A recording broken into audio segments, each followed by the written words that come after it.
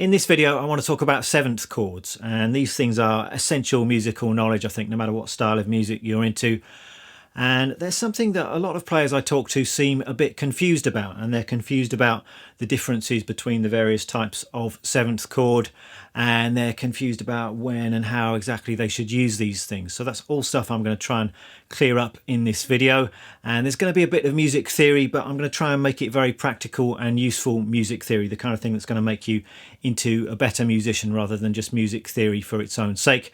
And I'm also going to be including tons of ways to actually play these chords on the guitar. Now, the way I want to structure this video is in terms of beginner, intermediate and advanced players, and the kind of seventh chord knowledge that I think you should have at each of those stages.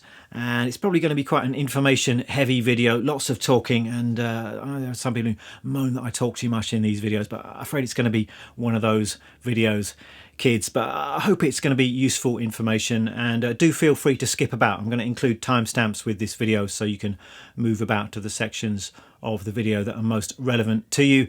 And I'm also going to be writing out all of the things I cover in this video with chord diagrams, tabs, that kind of thing. That's all going to be up on my Patreon page. So let's get started. So you're a beginner, maybe you've been playing for a few weeks, a few months, you know your basic major and minor chords, maybe you know how to play some simple songs. At this stage, I think you definitely want to understand the basics of seventh chords, and there's no need to go deep into music theory at this stage. I think as a beginner it's better actually just to be making music and playing stuff on the guitar. You can leave the music theory till a little bit later, but I think you do want to know a few commonly used ways of playing these seventh chords. You want to understand the differences between them and to recognise the sound of them, and you also want to understand the basics of when it's appropriate to use them. And one thing that confuses a lot of beginners is that there are actually several different types of seventh chord, and they've got very different sounds, and they're not interchangeable. They've got very different uses. So I think for a beginner there are three types of seventh chords that you should be aware of. There's the major seventh chord, there's the minor seventh chord, and then there's the dominant seventh chords. So let's start by just taking a listen to those chords. And the way I like to come at it is each of these chords has got a particular sound, a particular feeling. And let's start with a major seventh chord. And here it's got a very bright kind of up, happy sound, I suppose. I mean, if you like, you can associate these chords with particular songs. I mean, for me, the major seventh chord is that kind of Eric Satie kind of sound, or it's used by a lot of guitar players that I like, kind of Johnny Marr.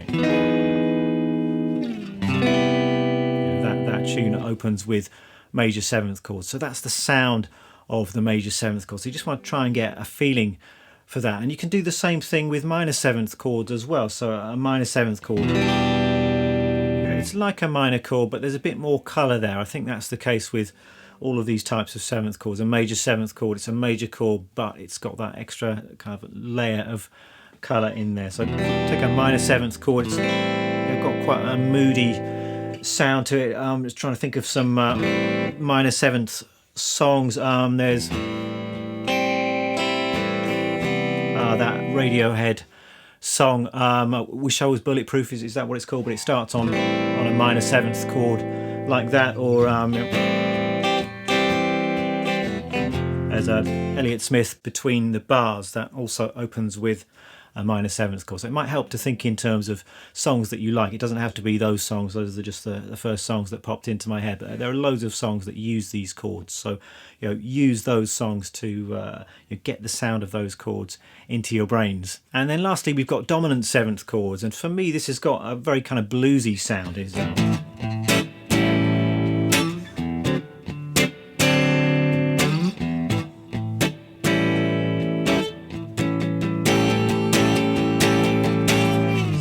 Majority of blues songs that you hear have got that kind of sound going on in them. So those are the three basic types of seventh chord. Important to understand how people refer to these different chords. If you talk about an A7 chord, then what is meant is this kind of bluesy chord. People will just say A7. I suppose the full name of that chord is A dominant 7 or A dom 7, but all of those things just mean this kind of bluesy sound. With the other types of seventh chords, you usually have to be specific. You say major 7 or minor 7 chords. So if you're looking at sheet music, or if you're communicating with other musicians, it's important to be aware of those distinctions so that you're not ending up playing the wrong chord. So common seventh chord grips that every beginner should know. I'll just whiz you through these. Let's start with dominant seventh chord. We've got E7, that's A7, very easy 2-finger shapes. D7 certainly, G7. It's got a bit of a stretch going on with that one, but it's a very common shape. C7 is just like a C chord, but you're adding in your little finger. B7 too is an important one. Major seventh chords, we've got C major 7, D major 7, you can play that with just one finger. Perhaps a G major 7, this is quite nice. So it's like a G7, but you're just moving up your first finger to get you that kind of a sound. And as far as minor seventh chords go, we've got A minor 7. I just played D minor 7 and E minor 7. You've got a few options with E minor 7. You can just use one finger, or you can use a couple of fingers, or you can use the old Wonderwall chord. They're all just different voicings of the same chord. They're all E minor 7, and in the next section of the video I'll go into the theory behind this and why all of those shapes can equal the same chord. All of those, I think, very widely used, should be committed to memory quite early on in your playing career. As far as when to use these chords, at this level I don't think you need to overthink it. You can just try using these chords and see if you like the sound of it. There are no rules here, but there are guidelines, I suppose. And often if you've got a major chord, you can try using a major seventh chord, or perhaps a dominant seventh chord in its place. See if you like the sound of that. And likewise with minor chords, if you've got a straight minor chord, try making it a minor seventh chord, and that will often work and will often sound good. And what these seventh chords do is just serve to introduce a little bit of extra colour that goes beyond the basic major and minor sounds. Now, as an intermediate player, you're going to want to take this stuff a little bit further, and I think having a deeper understanding of the music theory behind seventh chords is going to be absolutely indispensable for helping your development as a musician. And also you're going to want to have more options with these seventh chords, so you're going to want to be able to play all of our 3 basic types of seventh chord in all of the different keys and in several different places on the fretboard. So let's start with music theory. And as far as constructing these chords goes, I think the best place to start is with the major scale, and realizing that these chords, most chords in fact, are just derived from notes in a major scale, and then we can adjust those notes to create various different types of chords. So if we start with a C major scale, so notes C, D, E, F, G, A, B, C, and some of you might already be aware that for a major chord you just need to take the root note, the first note, the third and the fifth note of that scale. So it's going to be a C, an E and a G, and you've got a C major chord. And for other types of triad chords we can just adjust those notes accordingly. So if you want a minor chord, then it's the root, the third, which we're going to flatten. So a minor third, you've got a C, an E flat and a G. Those are the notes we need for a C minor chord. And you can do it again for various other types of triad, so most common being the diminished and the augmented. And all we're going to do to create seventh chords is just add another note on top of the basic triad. So you can think of all seventh chords as being a triad of one kind or another, and then a seventh of one kind or another on top of that. So if we take a major seventh chord, then it's the major triad, which is C, E and G.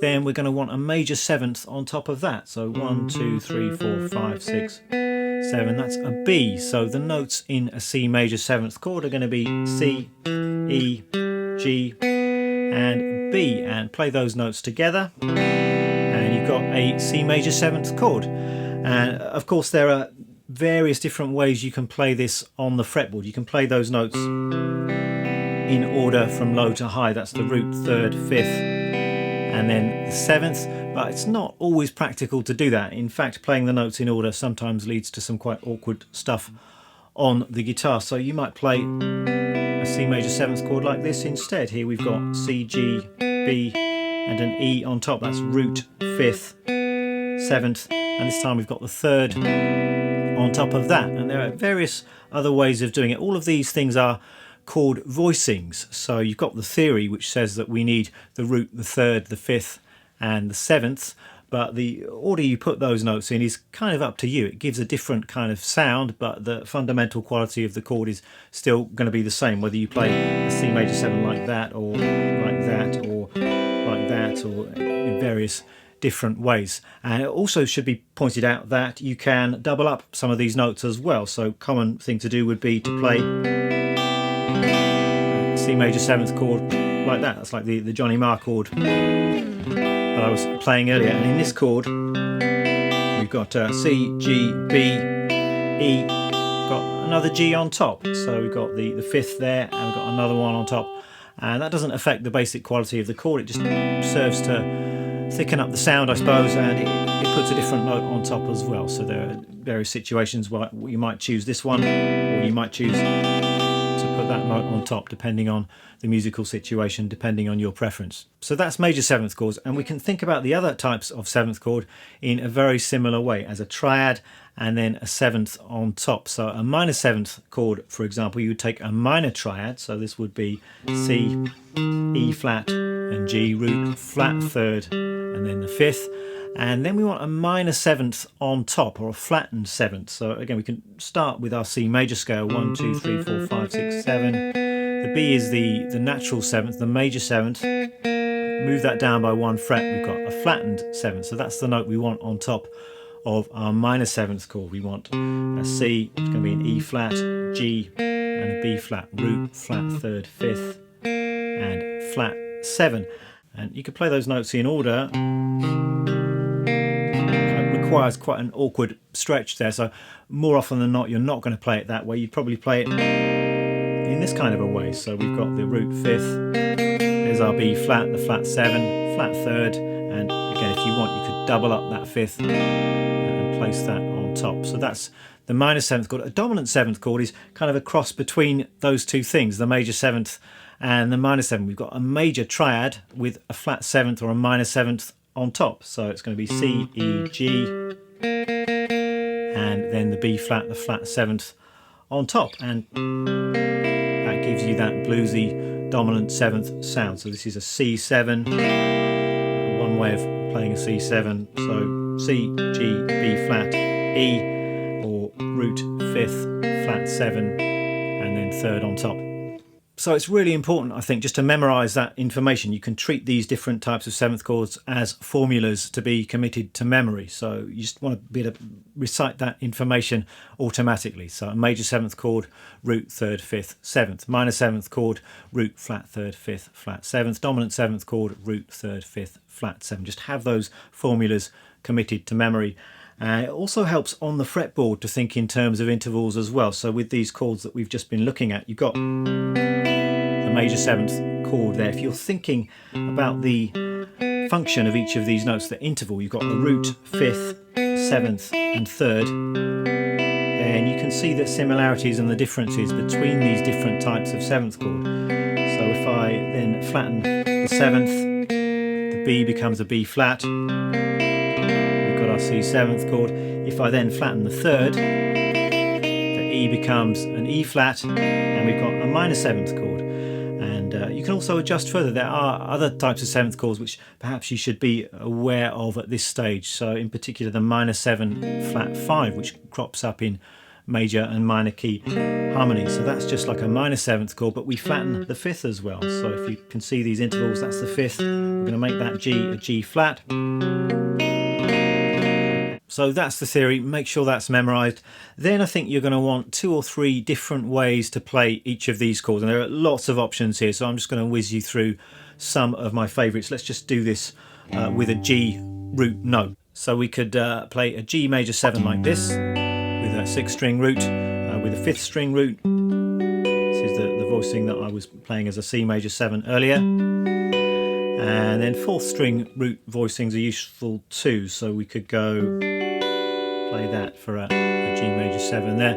And we could make those into minor 7s, so we could play this shape here, or perhaps this one here, and minor 7, and minor 7 here, 4th string root.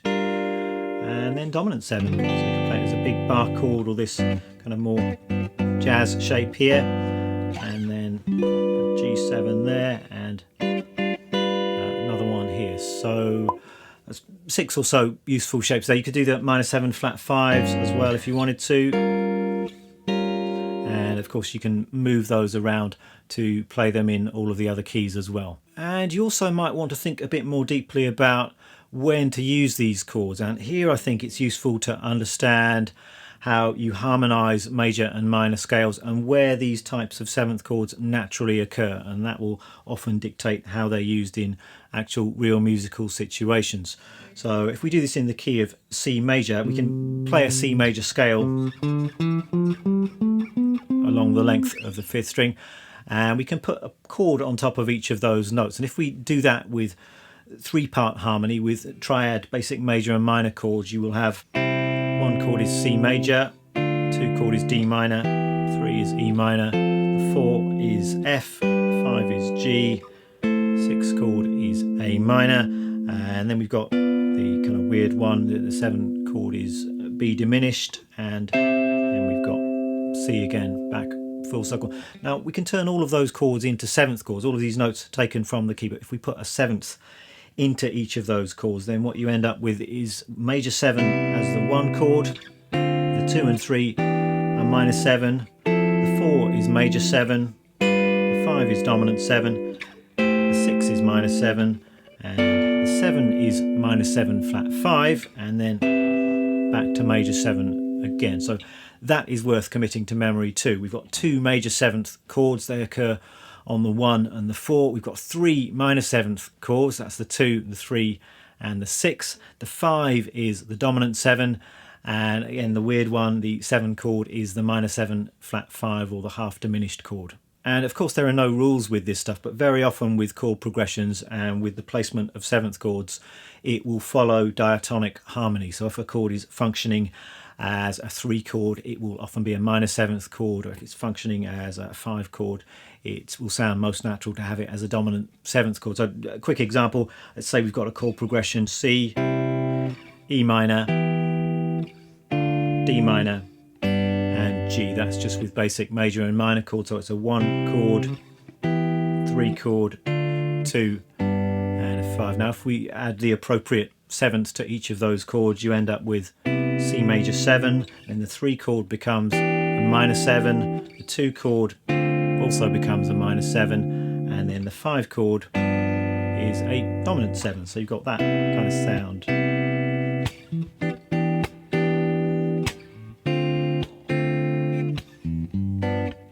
So that's what's natural to the ear, I think. You could of course try changing the qualities of those 7th chords, and nothing saying that you can't do that, but if you do start doing that,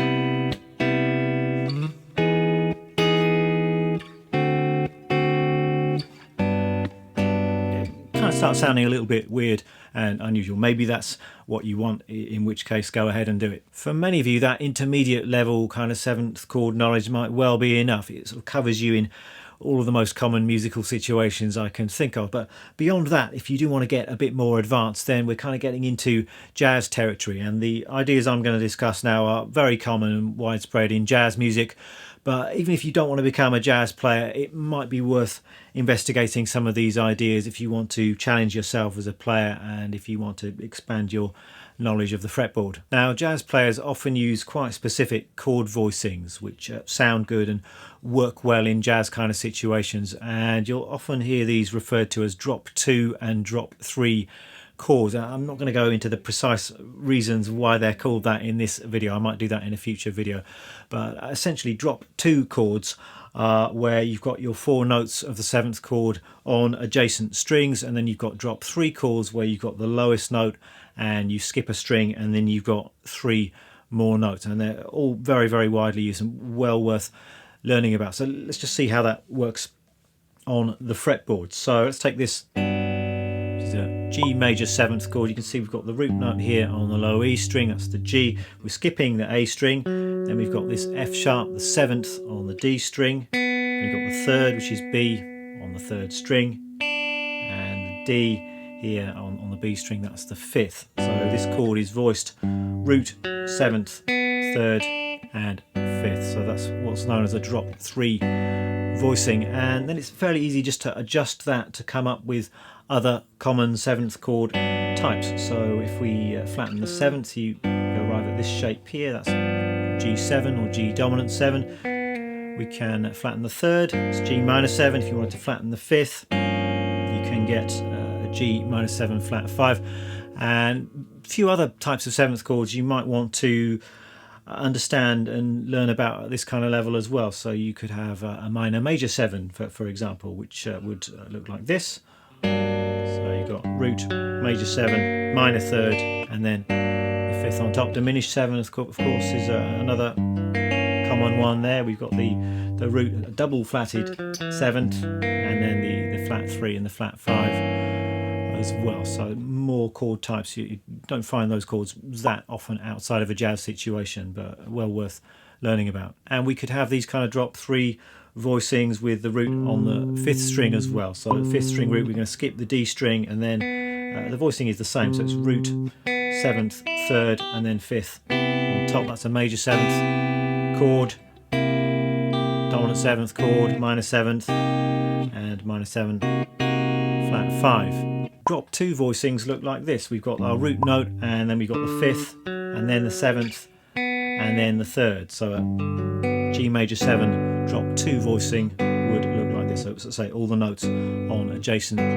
strings, and we can turn that into a 7th chord, or a minor 7th chord, or a minor 7 flat 5 chord. And we can do that on the other string sets. So with drop 3, you've really got 2 options, the 6th string root and the 5th string root. But with drop 2, we can do 6th string root, we could do 5th string root. So if I do this, still in a G root note off of a G root note, we've got G major 7, dominant 7, minor 7, minor 7 flat 5. So all voiced the same. So with all of those chords, it's the root, then the 5th of one kind or another, then the 7th, and then the 3rd. And we can move that over onto the top set of strings. So G major 7, G dominant 7, G minor 7, G minor 7 flat 5. So a whole bunch of useful 7th chord voicings there, and of course you're going to want to work on connecting those smoothly, and maybe playing through a few simple jazz tunes. I mean, one of the reasons they're so widely used in jazz is they do connect together very smoothly, very easily. So you might want to practice common jazz stuff like turnarounds and 2-5-1s, that kind of thing. So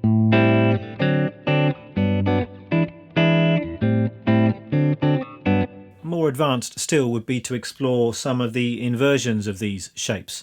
So I'm not going to go through all of the possibilities here, but what if we just take this G major 7 voicing here, this is the drop 3 voicing, and what if we invert that? So we change the order of the notes and put the 3rd in the bass and the 5th in the bass, the 7th, and so on. And we can do this moving along the neck, and the way that I like to think about it is this. So if we move to the next note in the chord along the length of the same string, then the root here is going to become the 3rd, the 7th is going to move up to become the root, and the 3rd will become the 5th, and then the 5th is going to become the 7th. So we've got the G major 7 there.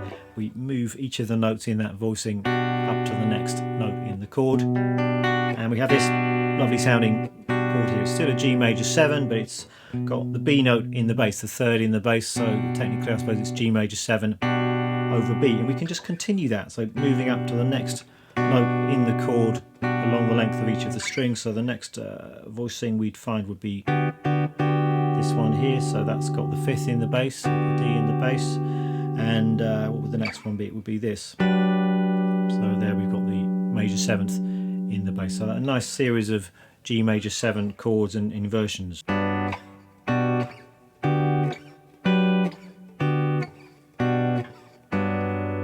And of course you could do that with the other types of chord as well. So do the same thing with minor 7, dominant 7, minor 7 flat 5. I'm not going to take you through all of those shapes now, but if you are at this kind of level, then I think you probably should be doing some of this work yourself and just thinking it through, and it's a really good way of just understanding the fretboard and being able to hear and see intervals on the fretboard.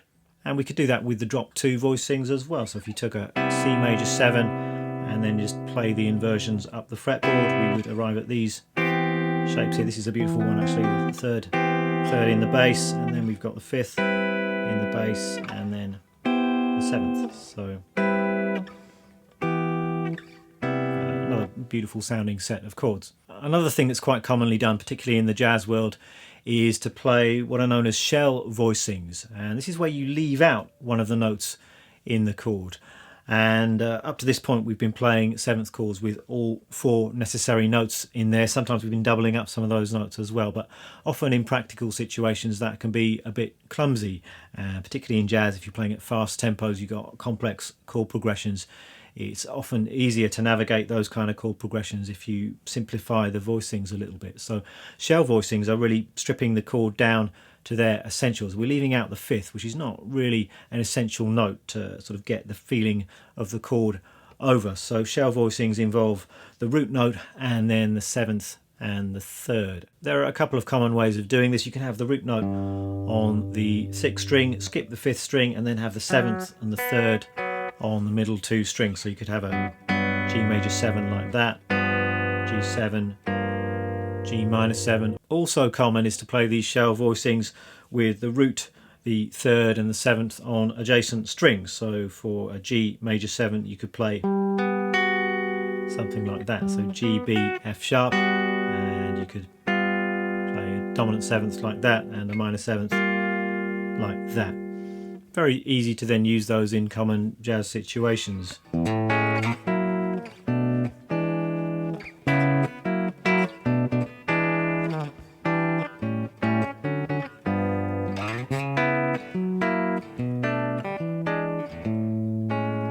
You could even strip the chords down further and just play the seventh and third on the middle two strings. That's something that's quite commonly done on blues. I've done a video on this ages ago where you're just playing a blues using these little tritone shapes, and that's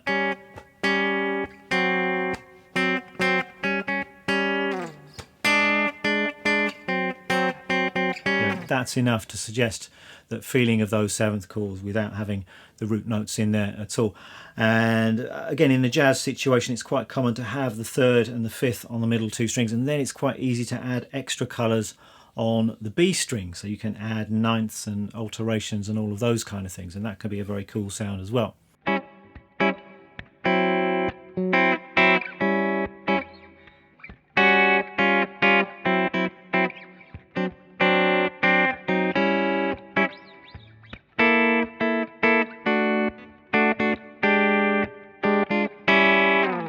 So there we go, going proper jazz there, but I hope that's given you a few ideas how you can take your seventh chord knowledge to this kind of more advanced level. I realise I've skimmed through quite a lot of ideas quite quickly here. If you would like me to slow down and do an in-depth video on any one of these individual concepts, then do let me know.